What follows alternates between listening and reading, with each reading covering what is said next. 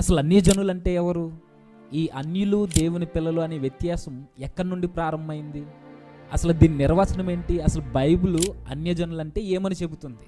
దీనికి వివరణ జేమ్స్ గారి మాటల్లో విందాం. ఇక ముఖ్యమైన సంగతిలోకి మనం వెళదాం. తమ్ముడు అడిగినట్లుగా అన్యజనులు అంటే ఎవరు, అన్యజనులు ఎలా అయ్యారు? నేను కొన్ని విషయాలు కొద్ది నిమిషాలు నేను చెప్పి మిగిలిన సమయాన్ని పెద్దలకు అప్పగిస్తాను. నిజమే, అందరూ దేవుని పిల్లలే, అందరూ దేవుడి నుంచి ఉద్భవించిన వారు. అంటే నా ఉద్దేశం దేవుడి నుంచి అంటే దేవుని యొక్క చిత్తంలో నుంచి వచ్చిన వారే. అయితే ఈ వ్యత్యాసాలు, ఈ పదాలు అనేవి బైబిల్ వెలుగులో మనం చూడగలిగితే ఈ అన్యజనులు అనే పదం మొట్టమొదటిసారి ఎక్కడి నుంచి మనకు రేజ్ అవుతుందంటే అబ్రహాము కాలం దగ్గర నుంచి మనకు రేజ్ అవుతుంది. ఎందుకంటే నిబంధనలు వచ్చిన దగ్గర నుంచి అన్యజనులు అనే పదం ఉద్భవించింది. అన్యజనులు అనగానే జాతికి వెలుపునున్నవారు అని, అంటే దేవుని ప్రజలకు వెలుపులున్న వారిని అన్యజనులు అంటారు. దేవుని జాతి ఎవరన్నా? అదే చెప్తాను ఇవన్నీ. అయితే దేవుని యొక్క చిత్తం మనకు తెలుసు. ఇదన్నీ ఇప్పుడు మాట్లాడుకుని మన సమయం సరిపోకపోయినా నేను బ్రీఫ్గా చెప్పే ప్రయత్నం చేస్తాను. దేవుడు మొట్టమొదట ఆదాము అవ్వల్ని పుట్టించాడు, మనకు తెలిసిన విషయం. వాళ్ళ మీద ఎన్నో కళలు ఉన్నాయి, ఆయన చిత్తం ఉంది. ఆయన చిత్తానికి పూర్తిగా గండుకొట్టారు. వీళ్ళు గండుకొడతారన్న విషయం కూడా అనాది సంకల్పంలోనే ఆయనకు తెలుసు. అంటే రోగం రాకముందే రోగానికి మందును సిద్ధం చేసిన గొప్ప దేవుడు మన దేవుడు. అయితే వీళ్ళ తర్వాత ప్రపంచం ఎంత దారుణంగా తయారైందో మనం ఆ మొదటి అధ్యాయాలు చదువుతుంటే మనకు అర్థమవుతాయి. 6వ అధ్యాయంకి వచ్చేసరికి ఇక చాలా ఇంకా మనం ఊహించిన విషయాలు, ఆ లెమేకు విషయంలో కానీ, కయ్యేని విషయంలో కానీ, ఆ తర్వాత వాళ్ళ ఇరువురు సంతానం వేరుగా మనకు కనబడుతున్నప్పుడు కాస్త సేతు సైడ్ బాగున్నారనుకునే ఈ సమయంలో కయ్యేను సైడ్ నుంచి వచ్చిన వర్గం కూడా ఈ రెండు మిళితమైపోతాయి. దేవుడు చూడలేదు. అక్కడ వివాహాలనే ఒక వ్యవస్థతో మొత్తం సొసైటీ కొత్త మలుపుని తీసుకుంటాం. ఈ తీసుకున్నప్పుడు దేవుడు ఉన్న ఆశలు ఏమైనా ఉన్నాయంటే సేతు సంతానం ద్వారా ఉన్నాయని దేవుడు చూస్తున్న టైంలో ఉన్న ఆశలు కూడా అడియాసలు అయిపోతాయి. ఆ తర్వాత దేవుడు ఒక నిర్ణయానికి వస్తాడు. నోవహు కాలానికి వచ్చేసరికి పరిస్థితులు ఎంత ఘోరంగా ఉన్నాయో మనకు అర్థమవుతుంది. జనులు తినచ్చు, త్రాగుచ్చు, పెండ్లాడుచు, ఇండ్లు కట్టుకొనొచ్చు, అంటే పూర్తిగా దేవుడు లేడు. సొసైటీలో ఎలా సుఖపడాలన్నది బాగా నేర్చుకున్నారు. మనిషి దేవుని దృష్టిలో అతిపెద్ద నేరం ఏదన్నా ఉంది అంటే దేవుడిచ్చిన ప్రకృతిని అనుభవిస్తూ, దేవుని యొక్క కష్టాన్ని అనుభవిస్తూ, దేవుడిని మర్చిపోయి సుఖభోగాలకు అలవాటు పడడమే అతిపెద్ద నేరం. ఆ నేరానికి రకరకాల సుఖాల మార్గాలు వెతికారు వీళ్ళు. దేవుడు నోవహుతో చెప్పాడు, నేను ఈ సొసైటీని ఇంకా ఆపేయాలనుకుంటున్నాను, మళ్ళీ నీ ద్వారా ఒక కొత్త సొసైటీ ఫామ్ చేయాలని నేను అనుకుంటున్నానని నోవహు దేవుడు చెప్తాడు.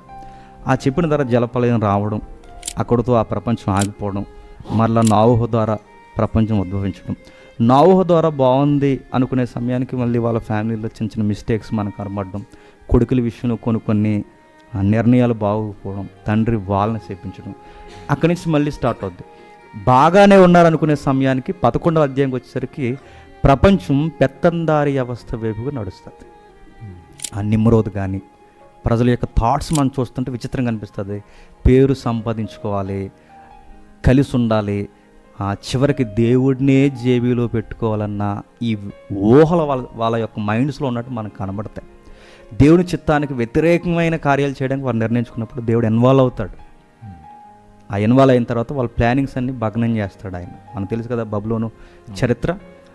ఏదైతే ఆ బబులోను చరిత్రలో మనం చూస్తున్నది, ఆ కట్టబడిన బురుజు ఏదైతే ఉందో, లేదా కట్టబడిన కట్టడ ఏదైతే జిగ్రాట్స్, ఆ కట్టబడిన జిగ్రాడ్ ఏదైతే ఉందో దాని మీద దేవుడు నిర్ణయం తీసుకుని చెదరగొడతారు.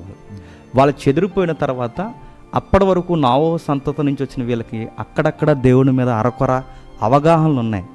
ఆది మనిషి దగ్గర నుంచి ఈ రోజున్న అనాగరికుడైన మనిషి వరకు ప్రతి ఒక్కడు గుండెల్లో ఉన్నది ఏంటంటే తాను సృష్టించిన సృష్టికర్తను కూర్చిన ఎతుకులాట ఉంటుందని బైబిల్లో దేవుడే చెప్పాడు.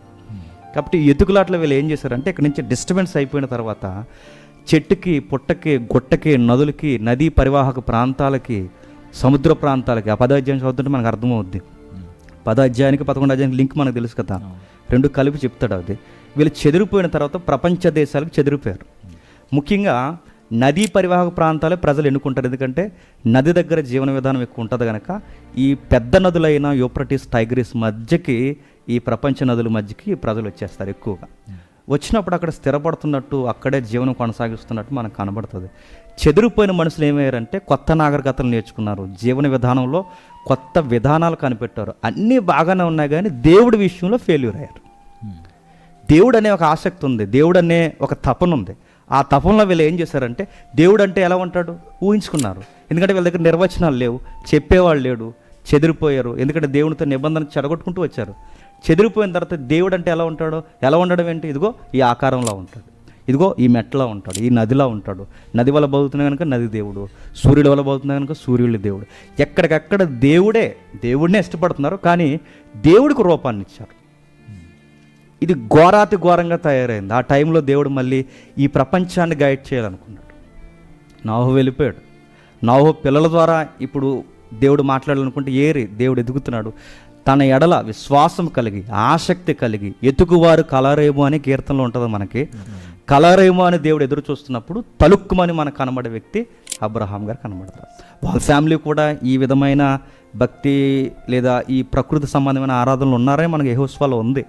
అయితే వీళ్ళు ఇలా వెళుతున్నప్పుడు అబ్రహాం గారిలో మనకు యూదుల ఇతిహాసాలు కానీ, యూదుల చరిత్ర కానీ, కొన్ని వ్యాఖ్యానాలు మనం చదువుతుంటే అబ్రహాం గారు అందులో ఇన్వాల్వ్ అవ్వలేకపోయాడన్న చరిత్రలు మనకు కనబడతాయి. పునాది ఒకవేళ మీకు బిబిలికల్గా డైరెక్ట్ రెఫరెన్స్ చూపించాలంటే మనకు కుదరకపోవచ్చేమో కానీ విషయం అయితే ఒకటి, తనకి విశ్వాసం ఉందని బైబిల్ చెప్తుంది. అబ్రహాము దేన్ని బట్టి నీతిమంతుడయ్యాడు? విశ్వాసము. ఏ విశ్వాసము? ఉన్నాడు సృష్టికర్త, ఏకదేవుడు ఉన్నాడు, సత్యదేవుడు ఉన్నాడు. ఆ విశ్వాసం ఆయనకు ఉంది. ఆ విశ్వాసం వల్ల అబ్రహాముని దేవుడు ఎంపిక చేసుకున్నాడు. ఆ ఎంపిక చేసుకున్నప్పుడు దేవుడు ఒక మాట ఇచ్చాడు. ఆ మాట ఇప్పుడు మనకు కీలకమైన విషయం. అన్యజనులు అనే పదం ఎందుకు ఉద్భవించిందో మనం చూడాలి. అక్కడ ఒకసారి చదువుదాం ఒకసారి. ఆదికాండము 11వ అధ్యాయం, 12వ అధ్యాయం మొదటి వచనం నుండి. నువ్వు లేచి నీ దేశము నుండి, నీ బంధువుల యొద్ద నుండి, నీ తండ్రి ఇంటి నుండి బయలుదేరి నేను నీకు చూపించే దేశంలోకి వెళ్ళుము. నేను నిన్ను గొప్ప జనముగా చేసి నిన్ను ఆశీర్వదించి నీ నామమును గొప్ప చేదును, నీవు ఆశీర్వదింపడదు. నిన్ను ఆశీర్వదించేవారిని ఆశీర్వదించదును, నిన్ను దేశించేవారిని నేను శపించదును. భూమి మీద సమస్త వంశములు నీ యందు ఆశీర్వదింపబడును, నీ సంతానం ద్వారా ఆశీర్వదిస్తాను. ఇది మనకు తెలుసుగా థీమ్ లైన్. ఇది ఎక్కడొచ్చింది పిలుపు? ఈ పిలుపు ఎక్కడొచ్చిందంటే మనకి అపోస్తల కార్యంలో స్టెఫను గారు ప్రసంగం చేస్తారు. ఆ 7వ అధ్యాయం మొదలవుద్ది. ఆ 7వ అధ్యాయం మొదలైనప్పుడు ఆ 7వ అధ్యాయం మొదటి 2 వచనాల్లో మనకు కనబడుతుంది, మన పితరుడైన అబ్రహాము మెస్సొపొతేమియాలో కాపురము ఉన్నప్పుడు అని ఉంటారు. అంటే బైబిల్ ఎంత ఖచ్చితమైన గ్రంథమో చూడండి. మెస్సొపొతేమియాలో కాపురం ఉన్నప్పుడు ఈ పదం చిన్న పదం ఏం కాదండి, ఇది చాలా గొప్పది. చరిత్రతో ముడిపడిన పదం అది. అంటే బయట ఉన్న చరిత్ర కూడా ఏం చెప్తుందంటే మెస్సొపొతేమియా నుంచే ప్రపంచ చరిత్ర స్టార్ట్ అయింది. మెస్సొపొతేమియా దగ్గరే నాగరికత ఉంది. మెస్సొపొతేమియా దగ్గరే ప్రపంచ నాగరికతలకి నాంది పలికిన విషయాలు నోహు తర్వాత అక్కడ మనకు కనబడుతుంది. ప్రపంచం అక్కడి వరకు మాట్లాడుతుంది. మనం అంతకుముందు నుంచి మాట్లాడుతున్నాం, ఆదాం దగ్గర నుంచి. ఓకే, ఆ నాగరికతలోంచి దేవుడు అబ్రహాంని పిలిచాడు. పిలిచేమన్నాడంటే ఈ ప్రపంచంతో నేను మాట్లాడాలనుకుంటున్నాను. అంటే దాని అర్థం ఏంటంటే నేను బ్లెస్ చేస్తాను, ఆశీర్వదిస్తాను, నీ ద్వారా ఆశీర్వదిస్తాను, నీ సంతానం ద్వారా ఆశీర్వదిస్తాను. ఇప్పుడు మాట ఇచ్చాడు. నీ సంతానం ద్వారా ఆశీర్వదించడం అంటే ఇశ్రాయేలీలు కాదు, అందరం మనం అనుకునేది అదే. నీ సంతానం ద్వారా ఆశీర్వదిస్తానంటే ఇశ్రాయేలీలు కాదు. మరి ఎవరు? క్రొత్త నిబంధన దీనికి వ్యాఖ్యానం ఇచ్చింది ఈ మాటకి. ఎక్కడ? గలతీయులకు రాసిన పత్రిక ఒకసారి చూడండి. గలతీయులకు రాసిన పత్రిక 3వ అధ్యాయం, గలతీయులకు రాసిన పత్రిక 3వ అధ్యాయం 15వ వచనం చదువుదాం ఒకసారి. 3:15. సహోదరులారా, మనుష్య రీతిగా మాట్లాడుచున్నాను. మనుషుడు చేసిన ఒడంబడిక అయినను స్థిరపడిన తర్వాత ఎవడునూ దాన్ని కొట్టివేయడు, దానితో మరి ఏమీ కలపడు. అబ్రహామునకు అతని సంతానమునకును వాగ్దానములు చేయబడెను. ఆయన అనేకులను గూర్చి అన్నట్లు నీ సంతానములకు అని చెప్పక, ఆ మెస్సొపొతేమియాలో దేవుడు మాట ఇచ్చినప్పుడు ఒక మాట ఇచ్చాడు. నీ సంతానం ద్వారా ఈ ప్రపంచాన్ని ఆశీర్వదిస్తానంటే ఇశ్రాయేలీలు కాదు. నీ సంతానం అనేది బహువచనం కాదు, నీ సంతానం అనేది ఏకవచనం అంటున్నాడు. ఎవరు ఈ వ్యాఖ్యానకర్త? ఎవరు? గలతీ పత్రిక పౌలు గారు చెప్తున్నారు ఏమనంటే నీ సంతానం ద్వారా ఆశ్రయిస్తా. అంటే దేవుని యొక్క చిత్తం ఏముందంటే ఈ ప్రపంచానికి క్రైస్ట్నివ్వాలి, క్రీస్తునివ్వాలన్న ఒక సంకల్పం ఉంది ఆయనకి. ఆ సంతానము క్రీస్తు. ఆ సంతానమే క్రీస్తు. ఇక్కడ చెప్తున్నాడు, ఆ సంతానం ఎవరో కాదు, క్రీస్తు. ఇశ్రాయేల్ కాదు, క్రీస్తు. ఈ క్రీస్తు ద్వారా ఈ ప్రపంచాన్ని ఆశీర్వదించాలనుకుంటున్నానని ఎప్పుడు మాటిచ్చాడు? ఎప్పుడు మెసొపొతేమియా, ఎప్పుడు అబ్రహాము, ఎప్పుడు పితరుల కాలం, అప్పుడు మాటిచ్చాడు. అప్పుడు అబ్రహాంతో ఒక నిబంధన చేశాడు. ఆ నిబంధనే సున్నతి అంటారు. నిబంధన ఉన్నవారిని దేవుని ప్రజలు అన్నారు, నిబంధన లేని వారిని అన్యులు, జెంటైల్స్ అనే వర్డ్ అక్కడే ఉద్భవించింది మనకి. అన్యుడు అంటే నిబంధన ఉన్నవాడు, నిబంధన లేనివాడు, సొంత ప్రజ కానివాడు. అంటే దేవుని ప్రజ, జాతికి వెలుపులు ఉన్నవారిని జెంటైల్స్, అన్యులు అంటారు. ఇక్కడ ఉద్భవించింది. అంటే నిబంధన ఉన్నవారిని దేవుని పిల్లలు అన్నారు, నిబంధన లేని వారిని అన్యులు అన్నారు. ఇది చూపించడానికి ఎక్స్ప్రెషన్ ఇచ్చింది తప్ప వాళ్ళు ఏదో దేవునికి ఇష్టం లేని వారు కాదు. దేవుడికి అందరూ కావాలి, కాకపోతే నిబంధనతో కావాలి. ఆ నిబంధన ఏంటంటే యేసు అనే ఒక మీడియేటర్, యేసు అనే దేవుని కుమారుడు, క్రీస్తు అనే ఒక దైవం ద్వారా ఈ ప్రపంచంతో దేవుడు మళ్ళీ కనెక్ట్ అవ్వాలనుకుంటాడు. అందుకే నిబంధన మనకు కనబడితే చూడండి, ఏదైనా తోటలో దేవునితో నిబంధన ఉంది ఆదాము అవ్వలకి. తర్వాత దేవునితో వాళ్ళ కనెక్ట్ అవ్వాలంటే బలిపీఠం ఉంది ఎవరికి? ఏబేలుకి. మనకు మళ్ళీ నాహో కాలంకి వచ్చేసరికి ఇంద్రధనుసు నిబంధన. ఇంద్రధనుసు అంటున్నారంటే అనుకోకండి, ఎందుకంటే ఉన్న పదం అర్థం అవడానికి వర్షధనుసు. ఆ వర్షధనుసు అనే నిబంధన మనకు కనబడుతుంది. నిబంధన అబ్రహాం కాలానికి వచ్చేసరికి సున్నతి నిబంధన కనబడుతుంది. ఆ సున్నతి నిబంధన చేసిన దేవుడు ఇప్పుడు ఏమంటే ప్రపంచానికి ఒక నిబంధన చేయబోతున్నాను. ఆ నిబంధన ఎవరు కాదు, క్రీస్తు అనే ఒడంబడిక ఉంది మనకి ఇప్పుడు. ఆ ఒడంబడిక ద్వారా దేవుడు అన్యజనుల్ని తన దగ్గర తెచ్చుకోవాలనుకుంటున్నాడు. ఈ మోడల్ ఆయన ఆలోచించాడు. అయితే ఎందుకు అన్యజనుల్ని ఆయన మరి కావాలని కోరుకున్నప్పుడు, ప్రేమించినప్పుడు, ఎందుకు ఇశ్రాయేలు అనే ఒక తెగను ప్రత్యేకంగా తీసుకురావడం, మళ్ళీ మిగిలిన వారిని ద్వేషించడం, ఈ కార్యక్రమాలన్నీ మనకు కనబడుతున్నట్టు మనకి బైబిల్ చదువుతుంటే అర్థమవుతాయి. ఇలాంటి వరకొరగా చదివేమన్నారంటే బైబిల్ దేవుడు పక్షపాతి, అన్యులను ప్రేమించలేదు, ఇశ్రాయేలును ప్రేమించాడు, ఆయన ఇశ్రాయేలుకి మాత్రమే సపోర్ట్ ఇచ్చాడని ఇంకా రకరకాల మతోన్మాదులు అరుస్తున్నారు. అయితే ఒక విషయం మనం గమనించాలి, ఎందుకు వీళ్ళని దూరం పెట్టాడంటే కొన్ని విషయాలు మనం చూడాల్సిన అవసరం ఉంది. ఒకసారి చూద్దాం కొత్త నిబంధనలోనే. ఎపిసీలకు రాసిన పత్రిక చూడండి ఒకసారి. ఎపిసీలకు రాసిన పత్రిక 2వ అధ్యాయం 11-12 వచనాలు.